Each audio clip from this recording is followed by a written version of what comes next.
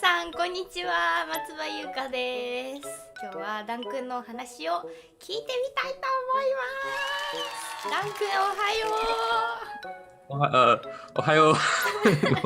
ちょっとね、なんかシステムがおかしくてね、一生懸命小1時間か小2時間ぐらいやりましたよ。ちょっと頑張っていきましょう。イエーイ Today is not nervous day. So はい。マイペースでマイペース、your pace やってください。じゃあよろしくお願いします。まず、この話は英語だけ使う。僕は英語だけ使う。ちょっと事件ですけど、わからなかったらことがある。教えてください。はい、わかりました。英語で monastery 聞いたことがある？わからない。なんだろう。日本語で修道院。monastery。monk 聞いたことがある？実は2つ単語がある。質問、僕の手になりますけど、ゆかさんの一番好きな飲み物は何だ？飲み物一番好き？ミルクティーかな？ミルクティー。ミルクティー？そう。ね。最後に、名前が必要。男の人の名前。You are たけしくんとか。たけしくんとか。なんか面白いんじゃない？たけしくん。始まりましょう。この話。英語で。Alright. So, one night, there was a man driving his truck down the street. It was a dark and mysterious night. His truck, his large semi-truck, was filled with milk tea.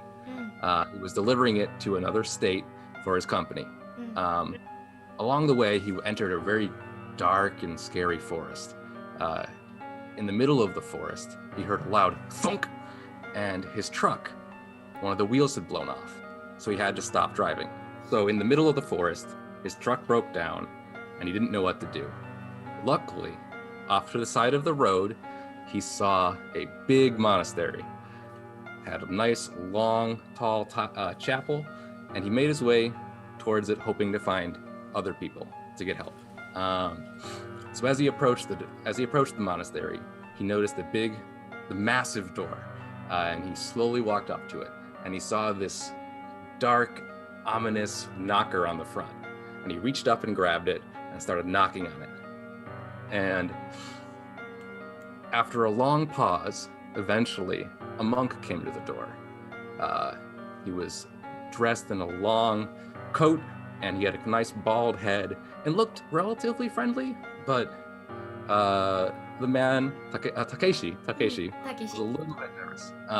He had never interacted with a monk before, so he didn't know exactly what to say. But he knew that he needed help, so he asked the man, Sir, can I please borrow your telephone? My truck broke down outside, and I need to get help. The man said, Oh, I am sorry, sir. We do not have any telephones here. We are a old monastery. We don't have any of the new technology. However, if you would like, you can stay the night here with us, and in the morning we'll fix your truck. And the man said, Wow, that's very nice of you. Yeah, that sounds great. I will certainly take you up on that. Thank you very much. So the monk opened the door all the way, and the man entered and looked around.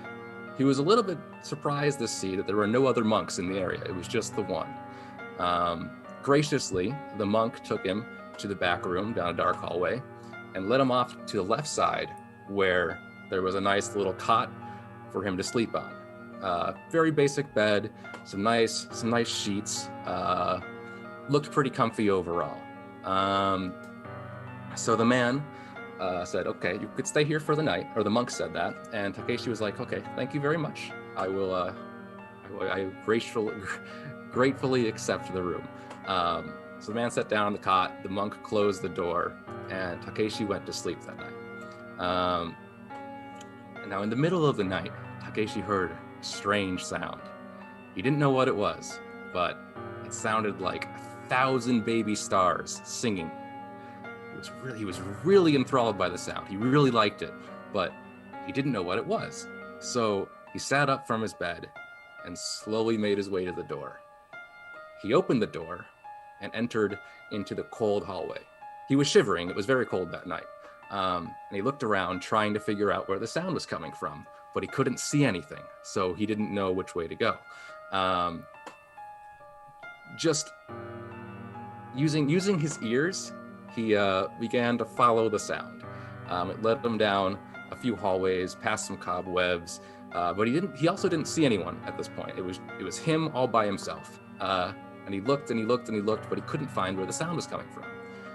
Eventually, he discovered the sound was coming from beneath him, below the floor. But he didn't know where to go to find the way to get down there. So eventually, he returned to his room and was disappointed that he couldn't find anything. He went back to sleep that night, thinking about what the sound could have possibly have been. In the morning, he woke up and the monk came to his room, brought some bread, and was like, "Here's your breakfast, enjoy." And the man was very gracious and accepted it and was very happy that he was able to have a nice breakfast. And he asked the monk that night, I heard a strange sound last night. Do you have any idea what it was? And the man said, "What sound? There's no sounds here. I didn't hear anything." Takeshi was a little bit surprised, but accepted it, didn't question any farther. And later that day, the monks had fixed his truck and he went on his way. 7 years later, the man is driving down the same road with his milk tea truck, and it breaks down again. And unsurprisingly, the monastery is right there again. So for 7 years, this man had worried about and wondered about what that sound was. He didn't know, but he knew that it was really beautiful, and he wanted to eventually figure out what it was. So it seemed like a wonderful happenstance that he had come back to the monastery. So he walked up to the door again, took the big knocker, knocked loudly, and once again the monk came to the door. He was a little older and more disheveled, had a slightly gray beard now, but once again the man said, "Oh, I remember you. What can I do to help you?" And Takeshi said, "You wouldn't believe it, but my truck broke down again outside.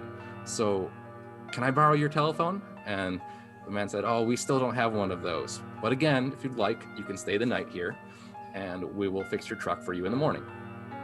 And once again, the man said, "Sure, that sounds great."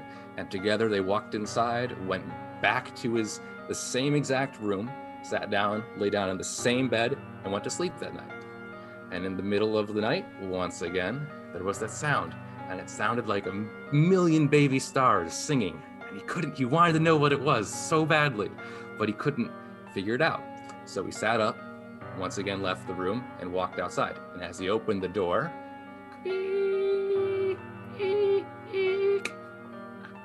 there was the man. The monk was standing right there. He's looking right at him.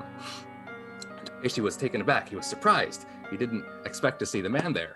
And the man said, "All right, I will tell you.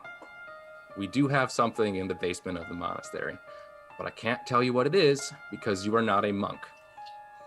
The man says, "All right, well, I'm not a monk, but I really want to know what this secret is.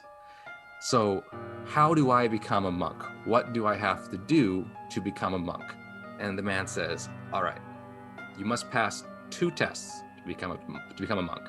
First, you must count every blade of grass on the earth, and then return to me with that number.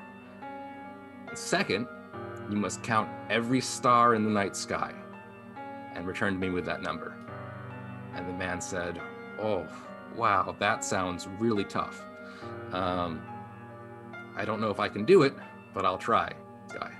So once again, the morning comes, and the man wakes up, has breakfast with the gracious monk, and his truck is fixed, and he goes on his way.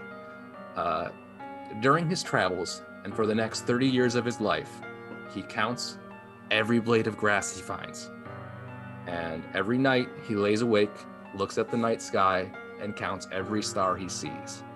And after 30 years, he eventually drives his truck once again down that road and approaches the monastery with his answers. He opens the door, not knocking this time, and the monk welcomes him like an old friend. And the monk says, "Oh, did you finish my tests?" And the man responded, "Yes," or Takeshi responded, "Yes, I did your tests. And there are 2,600,754 blades of grass in the world. And the number of stars in the sky is 364,754,532,670,503. And the monk says, "Wow, that's really good. You're correct. So I guess that means I can make you a monk." And the man says, "Oh, wow, really? That's great. I would love to be a monk." The monk goes into the back room and grabs a robe and gives it to the man and says, "All right, with this robe, you become a monk." And Takeshi took the robe, put it over his shoulders and said, "Oh, thank you. I worked so hard for this. I'm glad that I can finally be a monk with you. Now, I really want to know what's in the basement. Can you show me where that is?" And the monk points to a door on the far side of the room that Takeshi had never noticed before. He walks over to it, and Takeshi goes to open the door, but it's locked. And the man says, "Okay," or Takeshi says, okay, can you give me the key for the door?" And the man says, "Sure." And Takeshi unlocks the door, opens it, goes through. Behind that door is another door, and he goes up to it. Of course, the door is locked as well. So Takeshi says to the monk, "All right, can you give me the door for this, or the key for this door as well?" And Takeshi takes the key that the monk gives him, unlocks it, opens it up, and behind that door is another door. This door is also locked. And Takeshi finally says, okay, one more key. So I have to know what is behind this last door." And the monk gives him the final key, and he gives it to Takeshi, and Takeshi walks up to the door, unlocks it, and do you know what he found behind that door? Do you have any idea what was behind that final door? ごめん。そうディフィカルトプロブレムじゃないへえ。なんだろう、私が今思うのはミリオンベイビースターみたいな。Yes. It's a good guess. Do you want to know what the answer is? Yes. Well, I'm not a monk, so I can't tell you.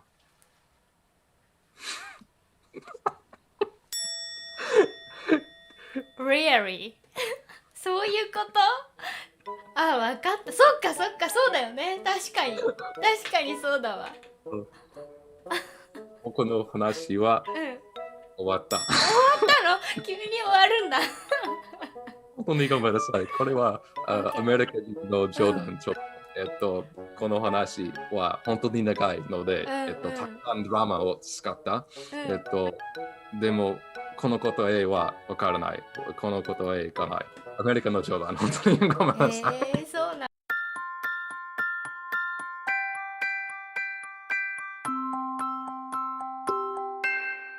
です。本当に長い部分、番号は僕の番号。ああ、そうなんだ。そういうことね。だからすごいなと思って、全部I think you remember stories number all number だと思ったから、Wow, you're so great って思ったけど。今は試験です。僕の番号は何だ？わかりません。I don't know わからないわ。僕も忘れちゃった。